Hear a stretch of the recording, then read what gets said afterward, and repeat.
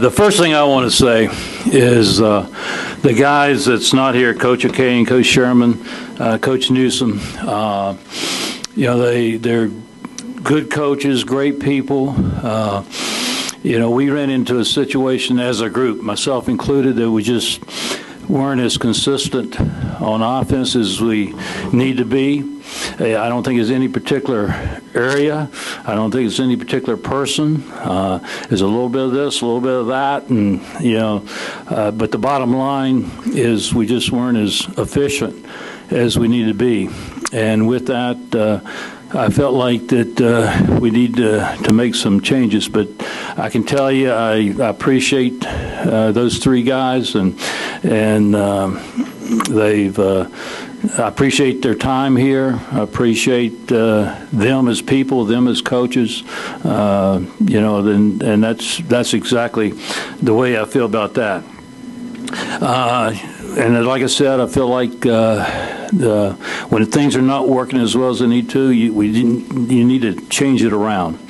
And I found three guys here that I feel great about, and I think really will add to our program. And I'll tell you this, there's something when you add new ideas or new people, new personalities, I think there's a freshness there, and that kind of starting over, gets everyone excited. And meeting with these guys and hearing them and convincing them to come to Blacksburg, I certainly got excited. So we'll let you meet them. I'm proud that I've convinced Brian Steinspring to stay with us. It's kind of an unusual situation, but I can tell you he's a guy that's extremely knowledgeable in football. I think when you look at recruiting, and he's going to be our recruiting coordinator, he has a strength there that's across this state is very, very valuable. When you look at the guys in the pros, James Anderson, Cam Chancellor, Pro Bowler this year, Pro Bowler D'Angelo Hall, Darryl Tapp, David Wilson, guys that he's recruited, and then you look at the guys on their team now, Logan Thomas and Andrew Miller and Ryan Malik and Demetri Knowles and Trey Edmonds. He's just he's got a recruiting personality, and he's a valuable part of this coaching staff. And I've told you, it's an unusual situation, and if he wasn't the kind of guy that he is, I don't think it would work. But there's not an ego involved. There's a love for Virginia Tech. There's a love for the kids in this program. And that's the way, and I told him I think certain parts of it is certainly going to be tough, but I think all of us, we know each other, and I just think the people involved here and Brian is going to make this thing work. And I feel very fortunate that he's staying on at Virginia Tech. I think he means a lot to us. I think have they handed out the appointments and who's doing what? Yeah, you guys we'll talk about that if you want to.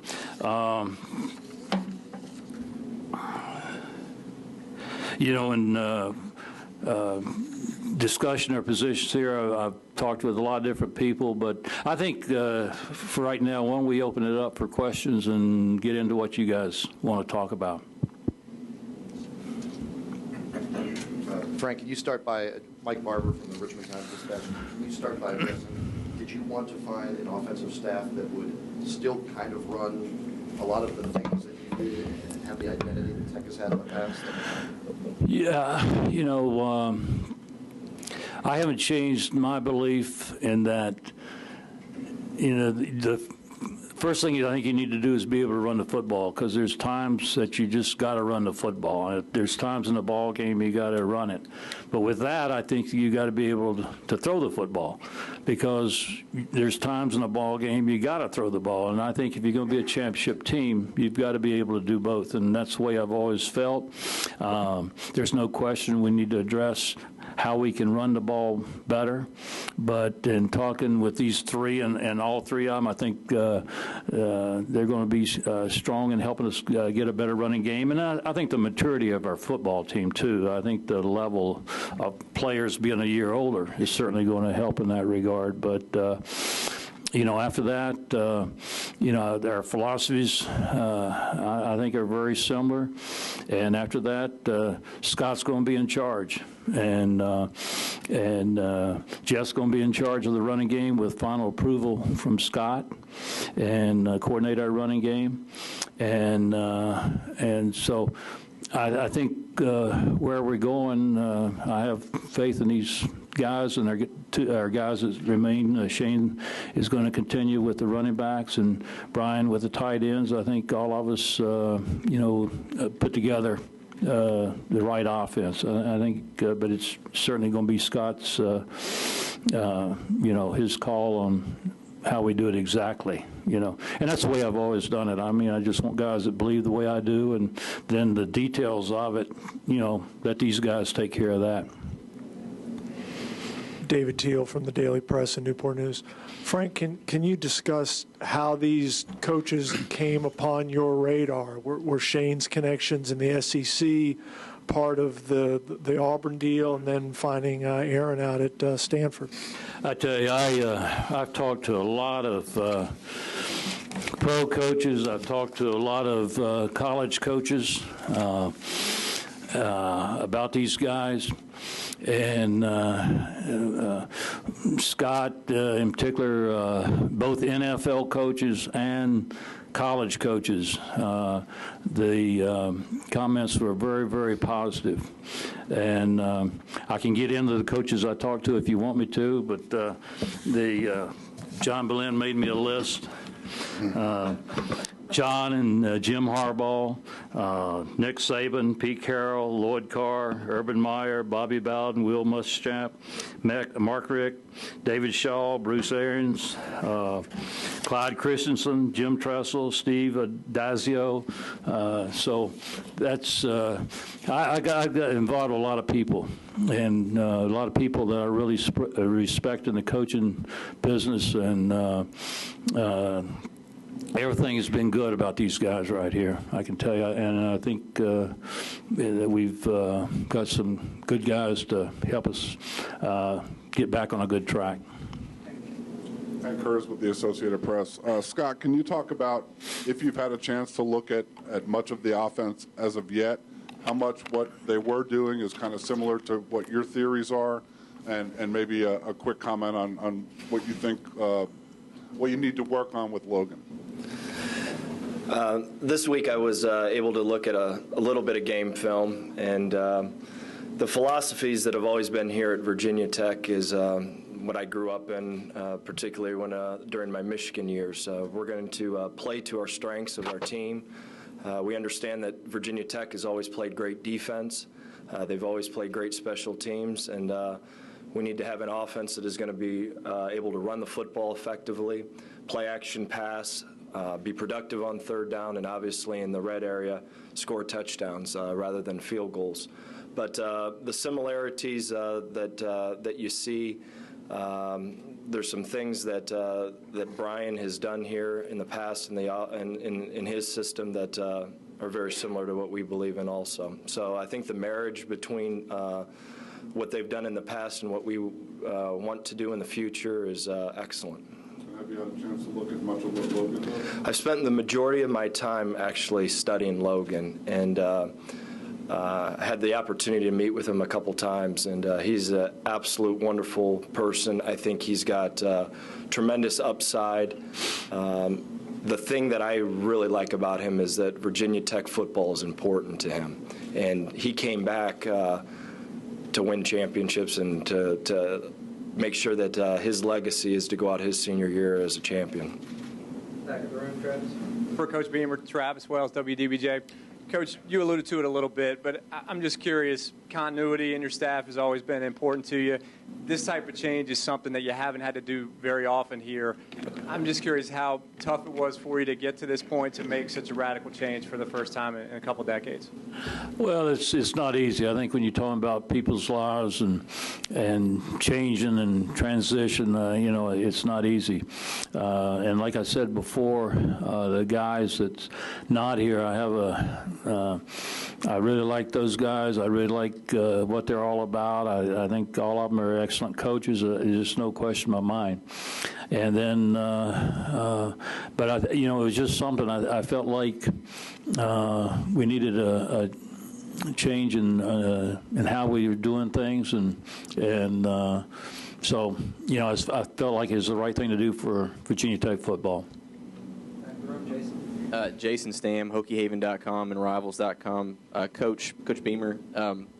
Where am I? Back in the back. Oh, there you are. Yeah, I know. You know, recruiting is always such a big thing, and these guys bring different areas that you guys have not gotten into. How big was recruiting? Did that play in, you know, deciding to hire them? And do you plan on maybe expanding the footprint that you guys have? And where do you kind of see recruiting kind of going with these? No, we're getting ready to have a recruiting meeting and find out how we want to do things exactly and get these ideas. They've been in some great programs, and maybe incorporate some of their ideas into our recruiting, but where they recruit exactly, you know, we're going to determine that at a later date, and how we recruit position-wise or area-wise, we're going to determine that later.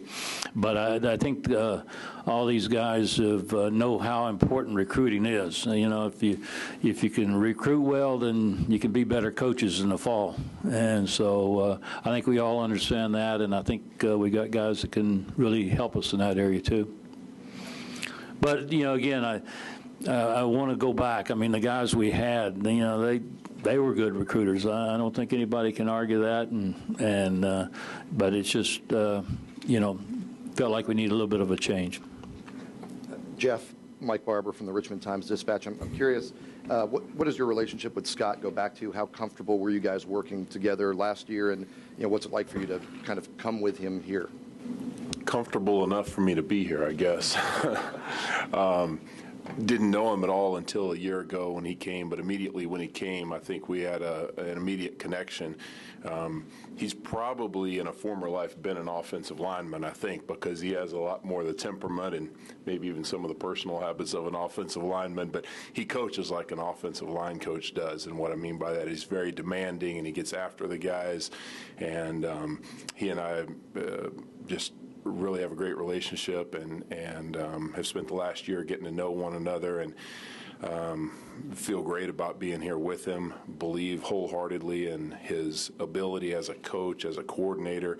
And I've been around some great ones, but this guy's got more football knowledge than anybody I've ever been around, and is a great motivator too. So I'm really excited to be here with him. Scott, in the middle, Mark Giannotto from the Washington Post.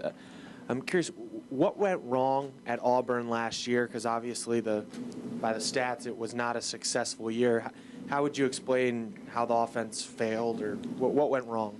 Yeah, I think the wonderful thing about our sport and the game of football is that when things go well, you learn lessons, and when things go poorly, you learn lessons. And after reflecting after a year, you always look at yourself first, and then evaluate what you would have done different and better in particular situations. And I'm at Virginia Tech now, and to talk about what happened at Auburn, I think that's unfair to the people at Auburn. I respect them. They're great people. There's great administrators, but I'm at Virginia Tech, and it's a new year. Did I learn a lot of lessons? Absolutely. Do I want to get into those lessons? No, absolutely not. I'm at Virginia Tech, and I'm excited to help this program win. Follow-up, Frank. What convinced you that was just a blip on the radar for him? What convinced you that Scott, you know, would be successful here, even though he was not last year? Yeah, I think you deal in what's real, and the people that I talked to, it was overwhelming positive, and then when I sat down and visited with him, I certainly was convinced, and And I think in this business, it happens. Andy Reid leaves Philadelphia, and the next day he goes to Kansas City. But I mean, it's circumstances sometimes, the players you got, I think you got to take in what's real.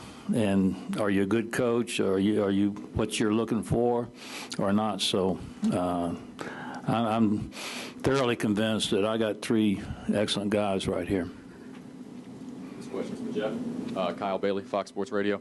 The offensive line's been kind of a point of contention with the fan base for a couple of years now. Have you been able to kind of take inventory of what's there and see what it is? And can you talk about your approach a little bit as an offensive line coach? No, I haven't really taken inventory yet, and I'm really not worried about contention among the fan base. What I'm worried about is developing the toughest offensive line in the ACC, and that's something that's hard to measure, and it's one of those things that you can't necessarily put a statistic with it, but I think you know it when you see it, and that's going to be my number one goal and approach. And in order for us to do that, we've got to have the mindset up front in order for us to do the things that we want to do on offense, particularly running the football. We've got to have the approach up front that we're going to try to dominate the game from the offensive line position. It's the only way it works. It's the only way your offense takes a physical approach. We've got to be essentially the big brothers of everybody else on the offense, and I believe we're the tip of the spear, so to speak. First in to fight, and if we do our job with the right approach and the right mindset, then I think the other guys will follow. Just a couple things here.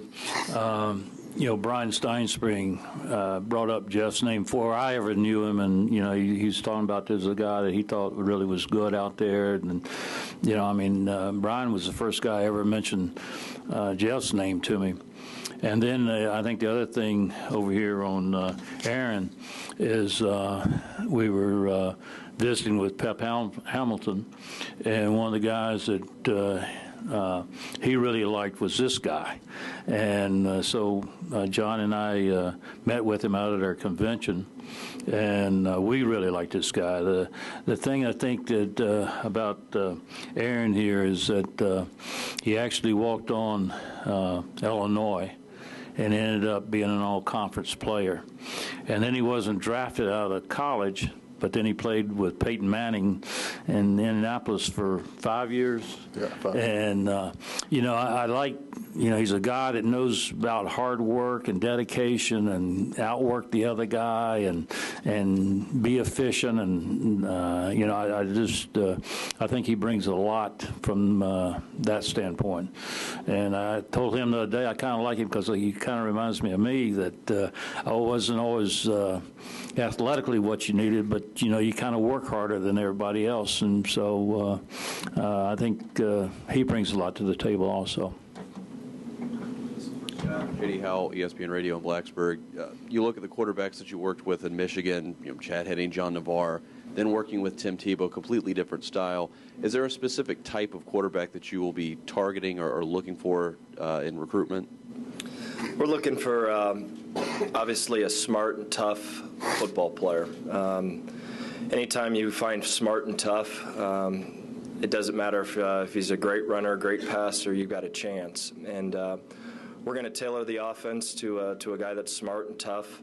And obviously, if you can find the 6'5", 245-pound guy that runs 4.4 that can throw it all over the yard, we're going to go try to find that guy. Is that hard to find? Absolutely. But at the end of the day, the smart and the toughness, every quarterback that's out there has some deficiency. They all do. And anytime that you're smart and tough, you're able to overcome some of your physical deficiencies. And all of them are different, but the common theme is if we find a guy that's smart, tough, and loves the game, great leader, with talent, you got a chance. So we're going to find the best possible quarterback that fits Virginia Tech and that wants to be here. Hank Kurz with the Associated Press. Aaron, if you hadn't noticed before this morning, on the way over here, you're not in California anymore. What made this an attractive situation for you to come across the country and Well, first and foremost, I've basically lived in the Midwest my whole life. I'm from Chicago. I went to school in Champaign, and I played in Indy for 5 years. So the snow and this stuff doesn't bother me at all. So I was a short trip out there, 3 years in California. So not a big deal there. But we played these guys 3 years ago in the bowl game, and you saw the athletes that they had all over the field, not just receivers, defensive backs, but the linebackers and the D-line and the tailbacks, and the quarterback at that time was obviously a very good football player, and anyone knows that Virginia Tech has had great athletes for a long time. So it was an obvious choice that when I got here, I know you'd have great athletes, and I haven't had a chance to watch the receivers, on tape yet, and I'm gonna do that as soon as I possibly can. But I know that we got some good young talented players, and I can't wait to work with them. David Teal from Newport News. Yep. The changes you've made in the last 3 years, your staff has gotten significantly younger. I think the average age, if you hadn't made any changes, would have been about 50. Now it's 40. Was that on purpose? Did you think the staff needed to get younger? And if so, why? David, not only younger, but taller. Stand up there, guys. Stand up. Look at these guys. Huh? I would look for taller guys. Yeah. You might get you on, hey. Nah, I think it's always good. First and foremost, you got to have, I think, knowledge. You got to know what you're talking about. The kids see it real quickly if you don't, and so your knowledge of football. And then I do think having a good blend of older guys and younger guys, I think connecting with kids and recruiting, it can help. So I feel very comfortable with where we are. Frank, you mentioned you met with Pat when you were in Nashville. How many guys did you talk to about joining the staff? What was that search like? Well, the coaches I mentioned here, it was involved some different people, but I think the big thing is make sure you end up with the right guys, and I feel very comfortable we have. I mean, I really like when I visited with each of these guys, and some of my other staff visited with them, and I think the important thing is end up, as you go through it, and I'm kind of a person guy. I mean, a people guy. I kind of connect and really get into what are you all about, and I think these guys are about good stuff, and we found the right people. Did you offer Pep the job when you were in Nashville? Well, I don't think that's particularly important. I think what's important is that you end up with the right people in your organization. I feel very, very comfortable we did that. So, Coach, Chris Coleman, ZachSideline.com. Besides the coaching staff changes, do you make any changes with regards to the day-to-day structure of the program to help improve the offense, or is it just strictly a coaching staff change? No, our other operation is basically the same. So. Last question, Frank, then we'll do the breakout session. Frank, Hank Kurz with the Associated Press, when you're making changes like this, and obviously the loyalty your staff has had and the continuity for a long time, is it almost easier to make all changes on one side like this? So it's kind of all new, and Shane, you're his dad, so you can tell him. Yeah. Well, change is not easy for me. I mean, I don't like change, to be exact, but at the same time, you got to do what you think's right for your overall organization, and that's what I've done in this case. And I really, like I've said, I really like the people I had, and I like the people that we're bringing in, and that both are good people and good coaches. And but I think different personalities and so forth. There's I think that can bring some freshness to your organization. So. Easier to blend it all back together as a whole staff. Yeah, I think if you probably working on one side, and, I think that probably bringing that together and keeping the other side, stable, I think that's not a bad way to go. We have one more question right here. Yeah, Anton Exum from the Lunch Pail Defense. This question is for Coach Moorehead. I noticed that you joined the staff shortly after Coach Scott joined the staff, and I was just wondering if any of that was due to our secondary here. Well, obviously, I've done my research. I know you guys are a good secondary, but at the end of the spring, y'all going to see what we got on offense. And the receivers, I'm telling y'all right now, I see a couple of y'all back there. The receivers right now are going to outwork everybody on this football team. And y'all better be ready to bring it day in and day out. Yeah. That's the response I was looking for. All right, guys, we're going to do the breakout. Here, one in the back.